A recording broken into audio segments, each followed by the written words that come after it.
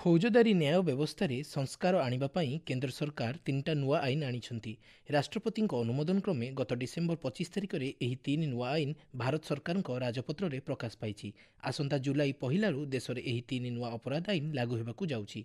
1860 मसीह प्रचलित होई आसुथबा भारतीय दंड विधान आईन आईपीसी, अपराधिक दंड संहिता सीआरपीसी 1973 एवं भारतीय प्रमाण आईन 1872 को परिवर्तन करा जायछि। एगुड़िक स्थान में यथाक्रमे भारतीय न्याय संहिता बीएनएस 2023, भारतीय नागरिक सुरक्षा संहिता बीएनएसएस एवं भारतीय साक्ष्य अधिनियम 2023 बीएसए लागू होगाकू जाउछि।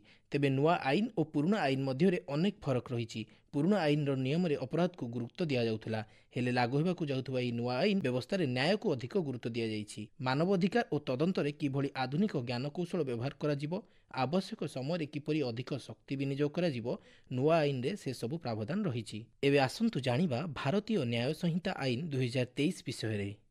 कोनोसी कार्यकलाप को केतेबेले अपराध बोली विवेचना करा जिवो, सेही अपराध पाई कौन सबु दंडविधान रहिछि, एभली सूचना भारतीय दंडविधान आईन 1860 रु आमको मिले। एही आईन आधार रे उभय न्यायपालिका एवं पुलिस मध्य कार्य करिथांती। हेले एही ब्रिटिश अमलर आईपीसी एबे बदलिबेकू जाउछि।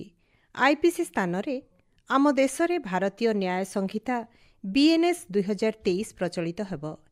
एही आईन आम दंडविधान आईन व्यवस्था रे गुरुत्वपूर्ण परिवर्तन आनिछि। आईपीसी रे 511 टी धारा थिला बेले एथिरे 358 टी धारा रहिछि। सांप्रतिक परिस्थिति को देखि किछि अपराधर दंडविधान को नहीं नुआ नियम एही नुआ आईन रे सामिल करा जाइछि। जेपरिकी मॉब लिचिंग, 18 वर्षरु कम वयस्क महिला को गण दुष्कर्म, संगठित अपराध, छिनताई, आतंकवाद कार्यकलाप, मिथ्या प्रतिश्रुति देई यौन संपर्क को नहीं नुआ आईन सामिल होइछि। एही आईन रे यौन अपराध रे कठोर पदक्षेप निया जाइछि। जेउ माने विवाहर प्रतिश्रुति देई प्रतारणामूलक यौन संपर्क स्थापन करिवे, सेमानक पई जेल दंड एवं जरिमाना देबाकू आईन रे व्यवस्था करा जाइछि। एही नुआ आईन रे निजर परिचय लुचाई किंबा विवाह संबंधी मिथ्या प्रतिश्रुति देई प्रतारणा करिथिबा व्यक्ति विशेषंक पई दंड विधानर व्यवस्था रहिछि।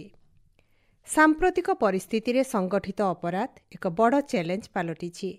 जेपरिकी अपहरण, डकायती, गाड़ी चोरी, जबरदखल, जमी जबरदखल, चुक्तिभित्तिक हत्या, अर्थनैतिक अपराध, साइबर अपराध एवं व्यक्ति, ड्रग्स, अस्त्रशस्त्र किंबा बेआईन सामग्री चोराचालान आदि बहुत संख्यार हेउथिबार देखिबाकू मिलुछि।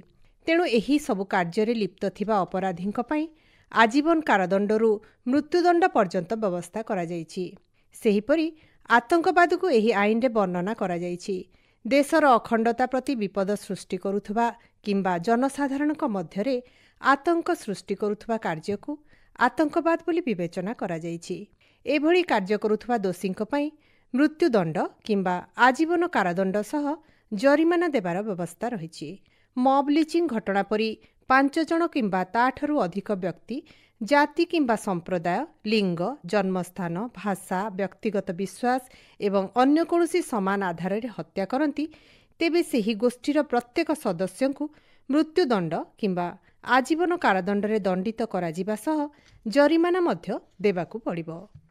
एबे आसंतु जानिबा भारतीय नागरिक सुरक्षा संहिता विषय रे। जणे अभियुक्तंकु केमिति गिरफ करा जिवो, मामलार केमिति तदंत हेबो, अपराधी को केमिति जामिन मिलिबो, केमिति मामलार विचार हेबो, एही सबु सूचना आमको अपराधिक दंड संहिता सीआरपीसी 1973 जानिबाकू मिले। हेले एही आईनर स्थान एबे भारतीय नागरिक सुरक्षा संहिता बीएनएसएस नेबाकू जाउछि। सीआरपीसी रे 484 टी धारा थिबा बेले एबे नुआ आईन बीएनएसएस रे 531 टी धारा रखा जाइछि। एही आईन रे विचाराधीन कैदींक पई एक संस्कार अणा जाइछि। जेउ विचाराधीन कैदी माने प्रथम थर अपराध करी जेल रहुथिबे, सेमाने तांकर सर्वाधिक दंडर 1/3 दंड भोगिबा परे जामिन पाई परिबे। हेले जेउ अपराधी आजीवन कारादंड भोगिबाकू थिबो, ताकू जामिन मिली परिबो नाही। एकाधिक मामला रे संपृक्त थिबा विचाराधीन कैदींकु मध्य जामिन मिलिबा कष्टकर हेबो। एही आईन रे तदंत व्यवस्था रे मध्य संस्कारमूलक पदक्षेप निया जाइछि। 7 वर्ष किंबा ताठारु अधिक दंड थिबा अपराधिक मामलार फरेन्सिक तदंत बाध्यतामूलक करा जाइछि। ଏହାସହ ଫରେନ୍ସିକ୍ ବିଶେଷଜ୍ଞମାନେ ଅପରାଧ ଘଟିଥିବା ଘଟଣାସ୍ଥଳକୁ ଯାଇ ତଥ୍ୟ ପ୍ରମାଣ ସଂଗ୍ରହ କରିବେ। ଯଦି ନିଜ ରାଜ୍ୟରେ ଫରେନ୍ସିକ୍ ସୁବିଧା ନାହିଁ ତାହେଲେ ସେମାନେ ଅନ୍ୟ ରାଜ୍ୟର ଫରେନ୍ସିକ୍ ଲ୍ୟାବ୍ର ସୁବିଧା ନେଇପାରିବେ ବୋଲି ଆଇନରେ ଉଲ୍ଲେଖ ହୋଇଛି। ସେହିପରି ଏହି ନୂଆ ଆଇନରେ ଆଇନଗତ ନ୍ୟାୟ ପ୍ରକ୍ରିୟାକୁ ତ୍ୱରାନ୍ୱିତ କରିବା ପାଇଁ ବିଭିନ୍ନ ପଦକ୍ଷେପ ଗ୍ରହଣ କରାଯାଇଛି। ଦୁଷ୍କର୍ମ ପୀଡ଼ିତାଙ୍କ ପାଇଁ ଡାକ୍ତରୀ ରିପୋର୍ଟ 7 ଦିନ ମଧ୍ୟରେ ଦାଖଲ କରିବାକୁ ବାଧ୍ୟତାମୂଳକ କରାଯାଇଛି। ସେହିପରି କୋର୍ଟରେ ମାମଲାର ଯୁକ୍ତି ଶେଷ ହେବାର 30 ଦିନ ମଧ୍ୟରେ ରାୟ ଶୁଣାଇବାକୁ ହେବ, ଯାହାକି 60 ଦିନ ପର୍ଯ୍ୟନ୍ତ ବୃଦ୍ଧି କରାଯାଇପାରିବ। ଏହାସହ ପୀଡ଼ିତାଙ୍କୁ 90 ଦିନ ମଧ୍ୟରେ ତଦନ୍ତର ଅଗ୍ରଗତି ସମ୍ପର୍କରେ ଅବଗତ କରାଇବାକୁ କୁହାଯାଇଛି। ଏବେ ଆସନ୍ତୁ ଜାଣିବା ଭାରତୀୟ ସାକ୍ଷ୍ୟ ଅଧିନିୟମ ବିଷୟରେ। ଘଟଣାସ୍ଥଳରୁ କେଉଁ ପ୍ରକାର ତଥ୍ୟ ପ୍ରମାଣ ସଂଗ୍ରହ କଲେ ତାହା କୋର୍ଟରେ ଗ୍ରହଣୀୟ ହେବ, ସେସବୁ ସୂଚନା ଆମକୁ ଭାରତୀୟ ପ୍ରମାଣ ଆଇନ 1872ରୁ ଜାଣିବାକୁ ମିଳେ। ତେବେ ବ୍ରିଟିଶ ଅମଳରୁ ପ୍ରଚଳିତ ହୋଇ ଆସୁଥିବା ଏହି ଆଇନର ସ୍ଥାନ ନେବାକୁ ଯାଉଛି ଭାରତୀୟ ସାକ୍ଷ୍ୟ ଅଧିନିୟମ 2023 BSA। ଭାରତୀୟ ପ୍ରମାଣ ଆଇନରେ 167ଟି ଧାରା ଥିଲାବେଳେ ନୂଆ ଆଇନରେ 170ଟି ଧାରା ରହିଛି। ଏହି ନୂଆ ଆଇନରେ ଟେକ୍ନୋଲୋଜିକାଲ ତଥ୍ୟ ପ୍ରମାଣକୁ ଗୁରୁତ୍ୱ ଦିଆଯାଇଛି। ମାମଲା ସମ୍ପର୍କିତ ତଥ୍ୟ ପ୍ରମାଣ ଇଲେକ୍ଟ୍ରୋନିକ୍ସ ଏବଂ ଡିଜିଟାଲ ଜରିଆରେ କୋର୍ଟରେ ଗ୍ରହଣୀୟ ହେବ ବୋଲି କୁହାଯାଇଛି। ଏହି ଆଇନରେ ପ୍ରାଇମେରୀ ଏଭିଡେନ୍ସ ଏବଂ ସେକେଣ୍ଡାରୀ ଏଭିଡେନ୍ସ ସମ୍ବନ୍ଧରେ 2ଟି ବଡ଼ ପରିବର୍ତ୍ତନ କରାଯାଇଛି। ଭାରତୀୟ ସାକ୍ଷ୍ୟ ଅଧିନିୟମ 2023ର ଧାରା 57ରେ ଇଲେକ୍ଟ୍ରୋନିକ୍ସ ପ୍ରମାଣ ଏବଂ ଡିଜିଟାଲ ରେକର୍ଡକୁ କିଭଳି ପ୍ରାଇମେରୀ ଏଭିଡେନ୍ସ ଭାବେ ବିବେଚନା କରାଯିବା ସେ ସମ୍ବନ୍ଧରେ ଉଲ୍ଲେଖ ରହିଛି।